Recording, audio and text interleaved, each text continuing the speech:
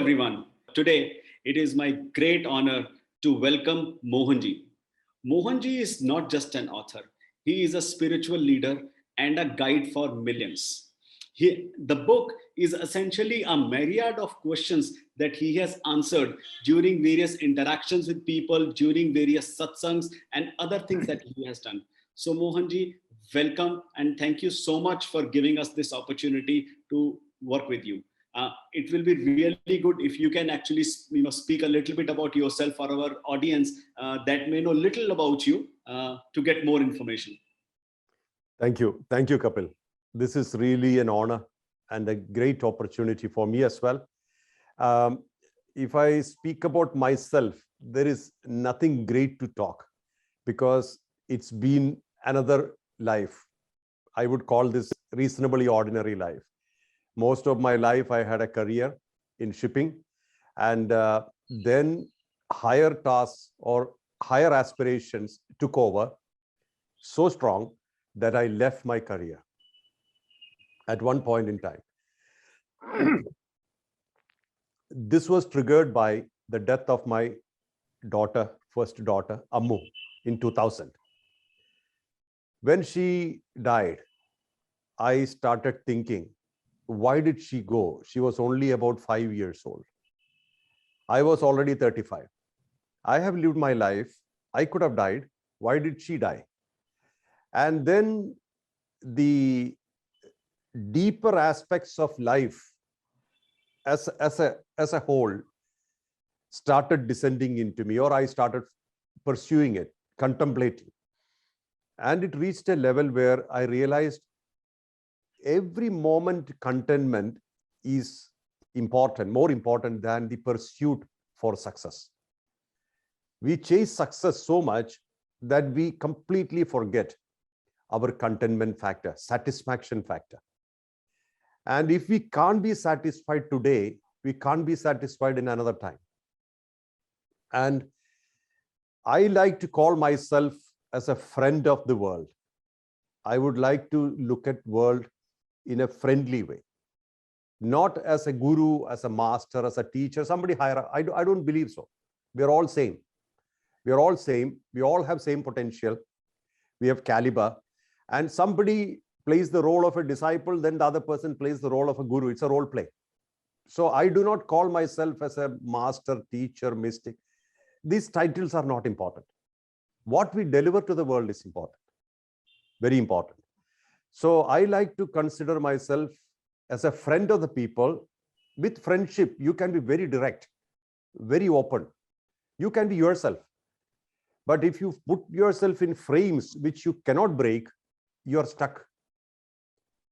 Like mostly we address people, various people, based on their profession.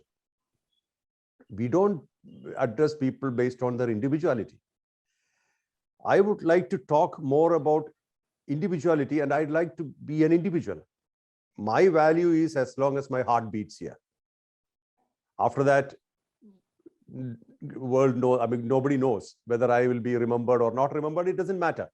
After my death, whether I'm remembered or not, it doesn't matter. While living, we have to be useful to the world. So all my communication, I wouldn't say teachings, it's communication, was of that kind. To actualize life today, realize life today, accept life today, respect life today. Today, that's the most important thing right now. So that tomorrow, if it happens, tomorrow comes, we will do it again in a different way. So we evolve. All of us are evolving, whether we like it or not. So I am nobody to say somebody is right, somebody is wrong. Nobody has the right to say that. We all, we all have our habits, patterns, desires, inclinations, tendencies, which makes us unique. And we are just living it. Everybody. And I believe that all of us have some value and space in this world. Nothing is higher, nothing is lower. We imagine it's higher or lower because of our mindset. Sure. But it's not true. Everybody's value is same. Even an ant, an insect, a butterfly, a falcon, a condor, all have value. Human beings also have value. Space. So I believe in absolute equality, absolute right. I don't believe in separated human rights or animal rights. I always say be right. Being right. Everybody's right is the same. And everybody's responsibility is the same. So I'm more of an advocate of responsibility more than right. Sure. So this is approximately my background. I would like to call myself as a friend of the world. I like to talk to people as friends. Sure. Spoken so truly and spoken so eloquently. In fact, I mean, I am a true believer in equality myself as well. I just wrote my first book, and I'm not a. I mean, I always tell people I'm not an author or a writer. I just wrote my thoughts on what I think should be the vision around equality, and Sorry. the book did reasonably well. So let me ask you a few more questions. So can you tell our audience a little more about your latest book, The Power of Purity? In fact, Power of Purity is the first book. And that's not written by me. It's compiled by one of the people who liked my messages. I used to communicate with friends, as I said earlier. It was always casual. I was working in a company and it was casual discussions, questions and answers, explorations. So I was talking at random about various things, and it all had some value. As I said before, whatever we do has a value and a space in the world. How it will reach people, whether people will use it, whether people will see it or not see it, this is not our problem. We communicate. So I was communicating through letters, through speeches, through programs, through various methods. And this particular person compiled all of them between 2008 and 2011. Mm-hmm. So, and categorized it based on the subject matter, topic. Thus, Power of Purity was formed. And why Power of Purity is because purity is always strength. When we are pure, when our intentions are pure, when our vision is pure, when we have purity in our thoughts, words, and action, we become so powerful. Opposite is selfishness. When we are impure, selfish, greedy, or things which are personal, selfish by nature, things which are selfish by nature, then we contaminate ourselves. We lose strength. So purity as power is what we talked about, and various aspects of life and living.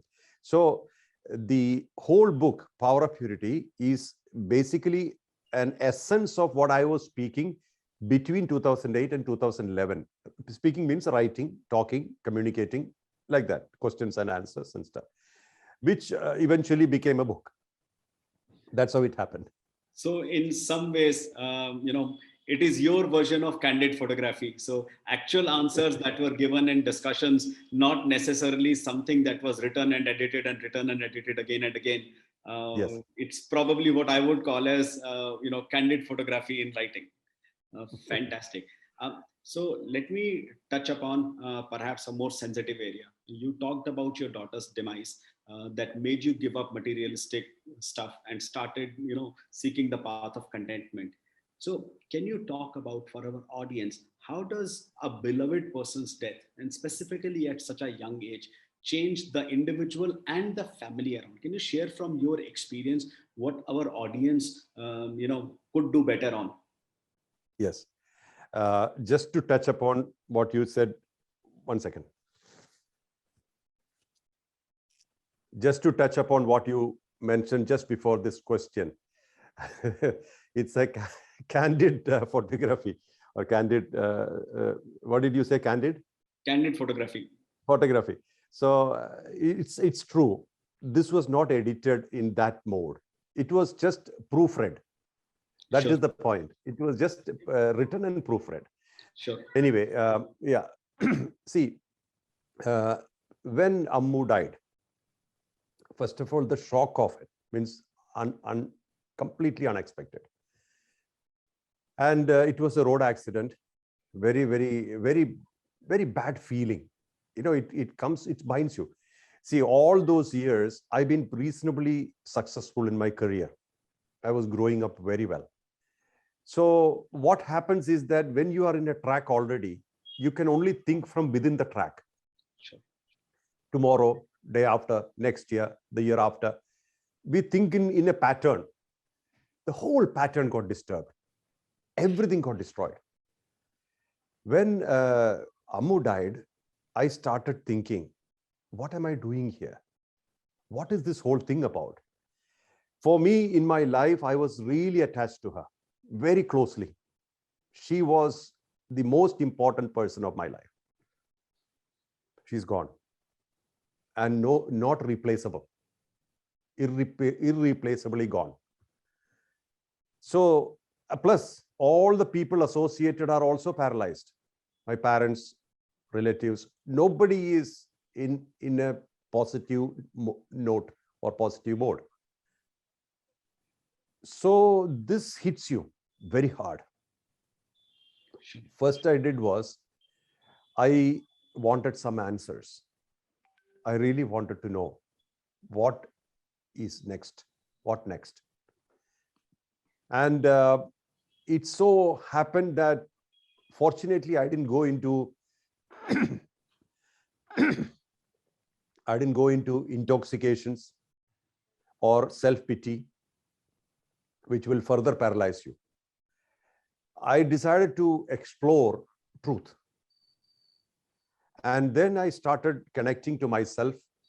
I went to Himalayas. I spent some time there. Then I went back to my work. Even within work, I used to go to Himalayas.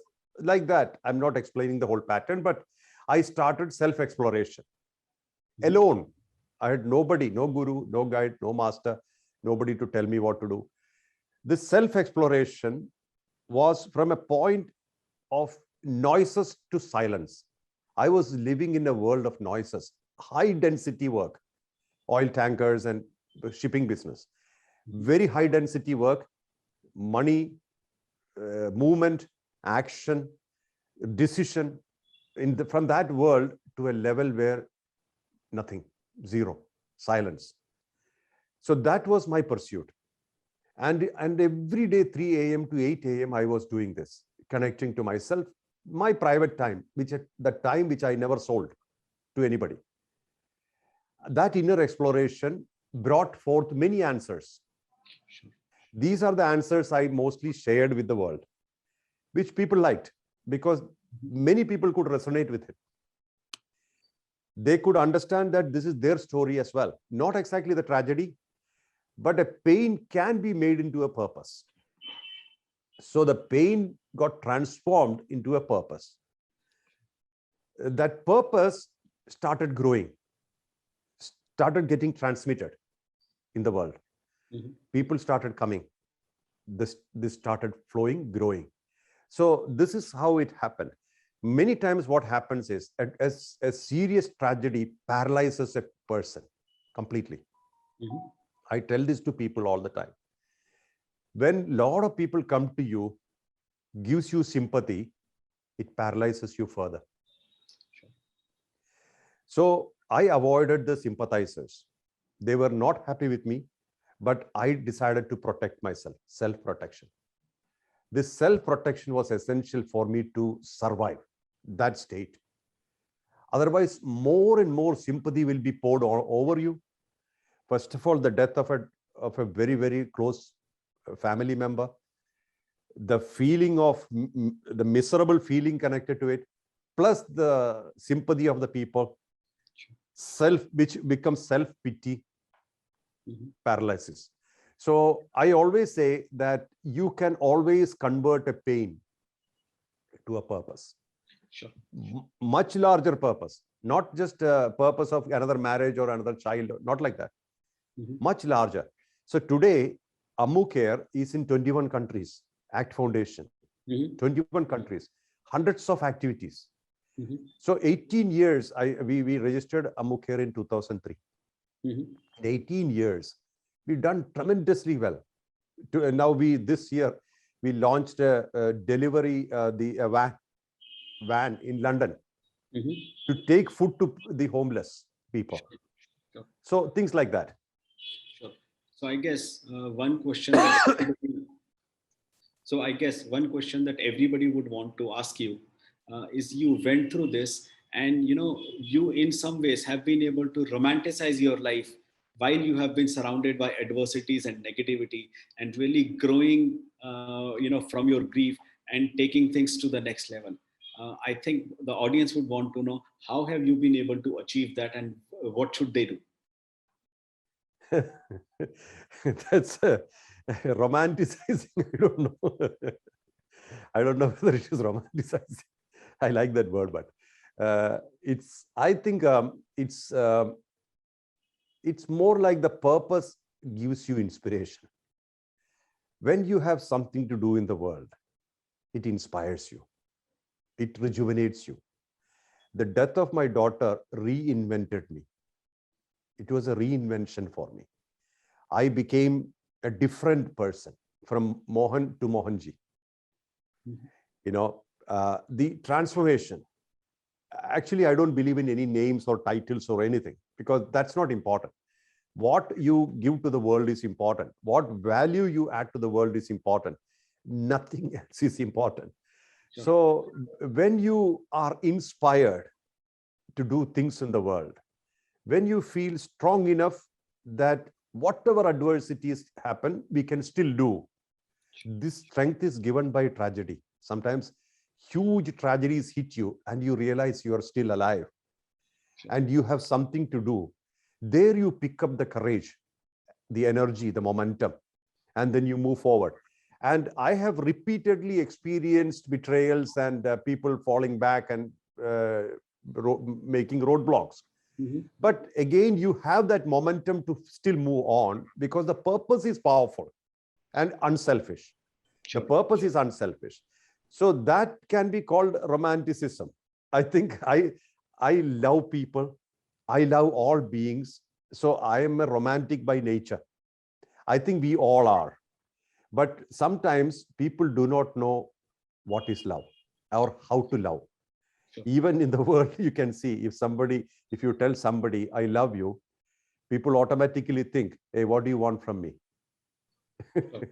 Sure. We have started living in a world of transaction where unconditionality is a mystery. So I think that we are all romantics, and we should romance life. We should romance ourselves all our life. This is the childlike wonder. I call it wonder fueled. Every day you wake up without expectation and you see, oh my God, there is a world ahead. There's a day ahead. There's a world in front of us. We have many things to do. What else can I do today? Sure. So that's the romance which comes from within. It's very intoxicating, in fact. It's intoxicating. Yeah. So on this journey of self-inquiry and searching for the truth of life, what has been your experience at the time when you actually made the transformation from being somebody who was in the corporate world doing really well to actually going down this path? What was that moment? What did that moment feel like? I would say that it's a continuous process, not just one moment. The moment I realized that I'm getting paralyzed by sympathy, that was one of the major things I shifted. Otherwise, we give ourselves to the society. We give the remote control of our life to the people around you, and they keep changing channels. I stopped that. I took the remote control to myself. Sure. I decided to keep the remote control. I think that's the number one thing. And second transformation, when I look back, it was, I used to go to Himalayas whenever I get holiday and spend time there. I walk around barefooted and stuff like that. It means I was completely free there. Sure. And I used to come back and I used to get immersed in the world of noises, business. So one day when I was really deep in meditation, I felt a call from within saying that, why are you going to some place for peace where you can't bring that peace home here? See, you go to a place for something, and if you cannot bring that thing with you, it's not yours. So I completely, it hit right here on the forehead. It hit me. Sure. It hit me so hard. And I thought, why should I go to some place for something if I can't carry it? Sure. Where you sit is your place. Himalayas is right here, right now. If we cannot attain the peace which you will find in another place, you cannot find it. You have not found it. Sure. That was a big transformation. Second point is that the point is that you are where you are, and that's exactly where you should be for your highest potential. Not that another place is better, another activity is better. It's not true. What you are supposed to do, what you are given, what your path is, what is ahead of you, this is exactly what you're supposed to do. That gave you a lot of freedom. It completely opens you up. It gives you tremendous freedom and a feeling that, yes, I understood it. Second point. Third point is that we always worry about what people think about us and what we think about people. Our opinion about somebody and their opinion about us. We are constantly worried about it. The society. I decided this is 100% waste of time. Whether you do well or not do well, people are going to tell what they feel, their opinion. That's not detrimental. We have to live our life to our contentment, to our satisfaction. In the bargain, if it is selfless, if it is completely open and free, intentions are pure, we are fine. If conscience is not affected because of our action, we are fine. That was a huge turning point. So like that, it's a continuous process. At each point, each level, there are changes happening, transformations happening. So you have established the Mohanji Foundation. What are the objectives, and do you think you have reached the objective of that initiative, and what is it that you are planning for it in the future? Mohanji Foundation happened mostly because of the reason for authenticity, the need for authenticity. It was important to be authentic. It was important that we have a full track record of our activities registered properly. The single purpose or simple purpose of our foundation globally, we are in 18 countries now, registered activities in many more countries. The basic principle of this organization is adding value to the world. We are only adding value to the society. So in every country we operate, we add value to that country in our own way.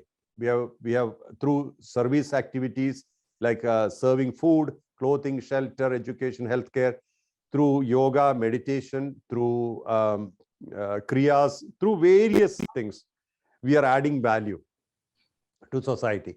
Now, I have also initiated another platform called World Consciousness Alliance, which is to unite entertainers in the world to raise the awareness to the positive, from the mindset of greed and conquest and wars and bloodshed to that of love and kindness, compassion and non-violence.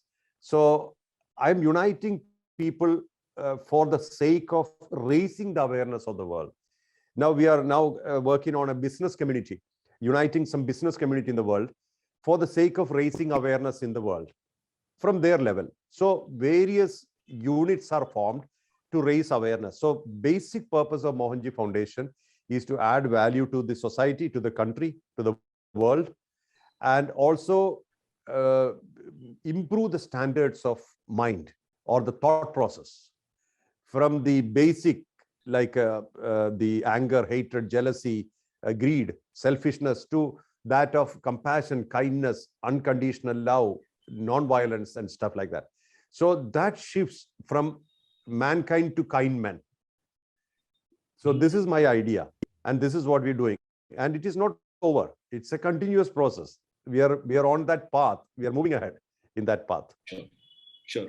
So your latest book, The Power of Purity, it describes the knowing path of spirituality and liberation. Uh, How do you think it will resonate with the readers of the book, specifically the ones who are called as the seekers? Yeah, we are all seekers. Yeah. But today, I think, see, the thing is that, like, if you take 50 years ago, before this internet age, we had a lot more time and space to contemplate, to meditate and stuff. But today, we don't have time. We are in a hurry. We are in a fast-paced life. So we Mhm. have to make our activity our meditation. So in this book, it's mostly practical stuff. Things are practical. I believe in being practical before being spiritual. Sure. So what I have conveyed, or what this book has compiled, what this book has compiled, or this book is about, is being practical, being you 100%. Being you 100%. When I say you, it is not what you are as per your possessions, as per your positions, or your relations. Remove these three things away. Your position, possession, and relations are removed. What you are, that's what you are. So being that you, and being fully immersed in the right time, this time is your right time, this is your activity, and make that as meditation. So this book resonates with people because I'm talking their language. It's their language. Mostly people get something out of it. I'm not claiming that they will get everything out of it, because life is not to be put in cubicles. Life is an ocean, is a universe. So, but at least it can give them clarity.